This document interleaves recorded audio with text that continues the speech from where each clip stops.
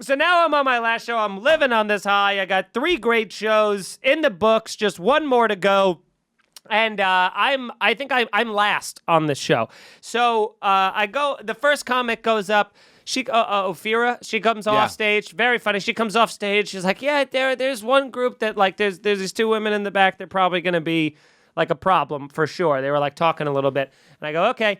And then the next comic goes up, which was who was it? It wasn't Graham K. I think it was fucking Tom Cassidy goes up.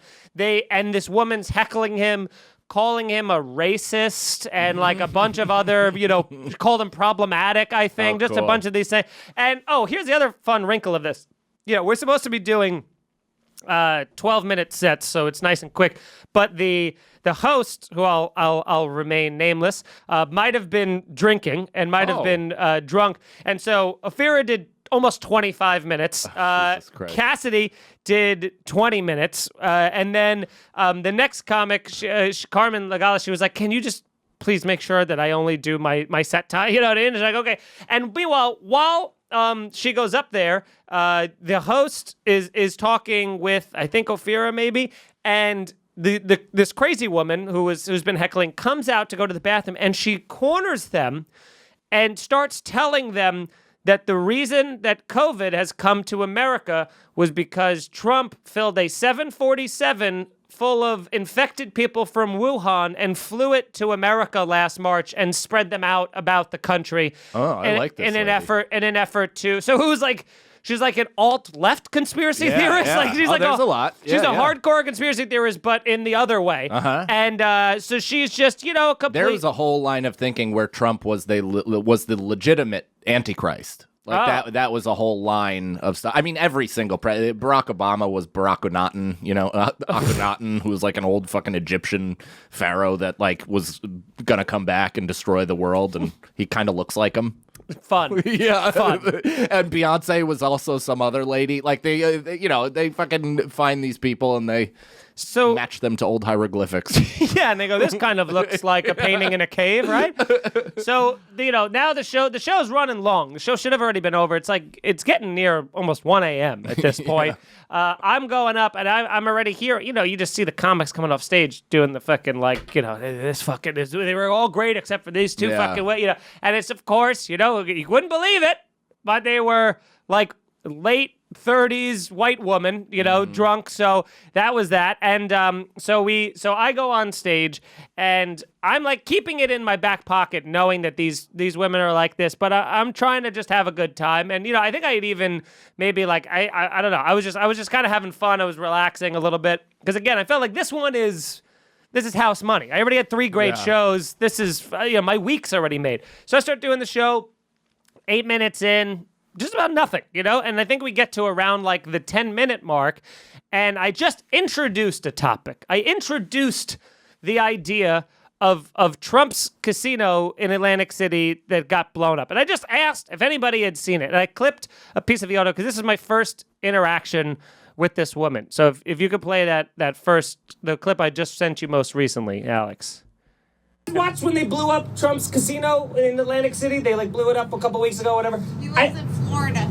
That's cool. Not relevant, but thank you for talking out loud. Here's the thing. There is. It's actually relevant. It's not Pause relevant. It one second. Did you see that? That's the worst type of heckler. It's the one who she has her moment, she gets shot down, but then now is embarrassed and feels the need to say something. She goes, that actually was relevant. So, which I come back quickly and angry and let it play. It's actually relevant.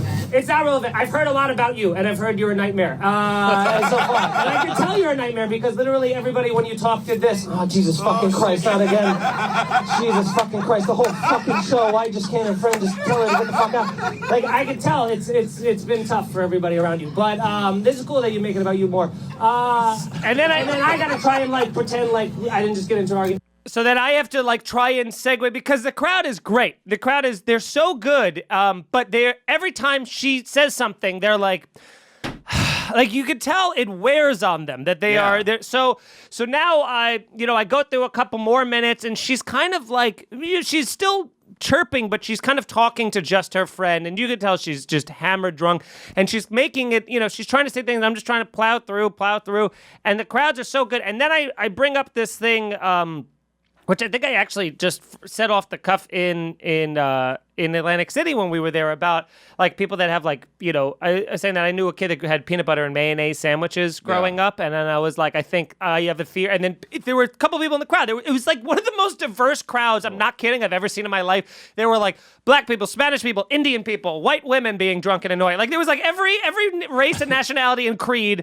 There was like a guy wearing a pride flag. Like everybody was there. Can I just make it clear that I went ugh at the sandwich, not the list of culturally diverse people? Your intentions were clear. And so I mean, Jesus Christ, Alex, you just had that put on me, and then Feeney's like, and Indian and Chinese and it's like So, but I was the joke. It wasn't even a joke. It was just like a throwaway thing, because the people in the crowd were like, I had peanut butter and mayonnaise sandwiches growing up, and I was like, you see, I have a theory that those were just parents that couldn't afford fluff and told their kids that that's what everyone's eating. So then they had to be like, are you sure this is kind of gross? And you're like, no, this is what all the kids love. So I say that line. The people who grew up eating peanut butter and mayonnaise sandwiches laugh. Not only laugh hard. Do a head back clap laugh. Like that's hilarious. We couldn't do that. This woman chimes in and immediately is like, that's super racist. You're privileged. Yeah, she. I think what she actually said was, that was a very white thing of you to say. And I go, what was? And she goes, that's a very white thing. And I go, and because now I know that she's hammered, and I go, what was it? What was the joke? And she goes, the mayonnaise. And I go, I was like, so you don't even remember the joke that I just said that you're interrupting the show to tell me that you're mad about? Yeah. Can we really be clear about this? Because this is a lot of what these grandstanding people are. Yes. Like, this is what happens when they get drunk. This shit comes out. Yes. They're dumb fuck reactionary race stuff that has nothing to do with nothing.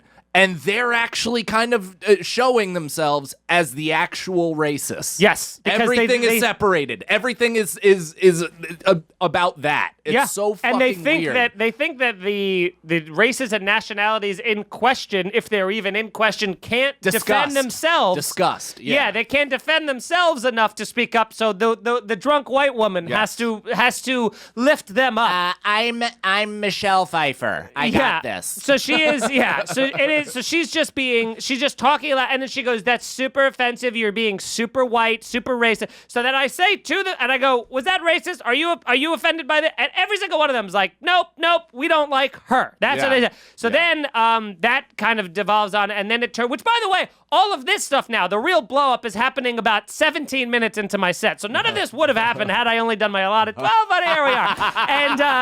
And so play the next clip. This is a little bit of a longer one, but this is when it gets to the point of just blow. And I also said a thing off the cuff because I was just getting mad where I'm like, man, I do a thing a lot of times where I'm talking about them to the rest of the crowd. Yeah. I do a whole thing where I'm like, man, this is the one of their club. This is the only one of their clubs that doesn't have security, because if they did, they would have fucking bum tossed her off the roof by now. And so now she's getting laughed at, so she feels like she needs to fucking chirp. So now I play this next part. There's no way you're having fun right now, right? Because you're getting offended. The next comedian, because you're not funny. But you said that about the last comedian and the comedian before that. And you heckled the first comedian, and then you talked to the host. Pause it 1 second. There.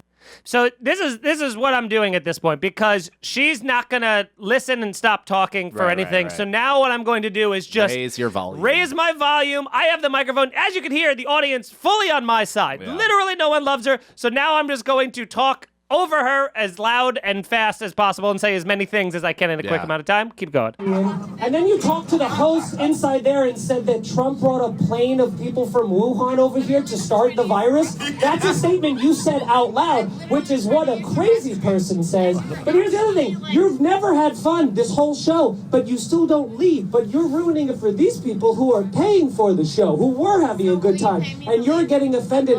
I think that everybody would chip in money for you to leave. I mean, I seriously think at this point, everybody, you're getting offended for every group of people who are here not offended. $20. So so then everybody starts going crazy. She says, I spent $120, and I go, so did they, and they don't fucking deserve to have you fucking talk over them. And then the guy in front of me just, like, now it's fun because now the audience is coming in on my side, which is always fun, because one of the guy in the front row goes, hey, honey, I got you an Uber. I called you an Uber. And she's like, great, where is it? Where is it? He goes, you got to go find it. Just go ahead and leave and figure it out, you know? So everyone now is, like, jumping on this woman. And you guys are out of the water in Normandy, and you're going up the hill. Yeah. So we're just being like, why don't you get out? Go ahead. Like, literally, like, nah.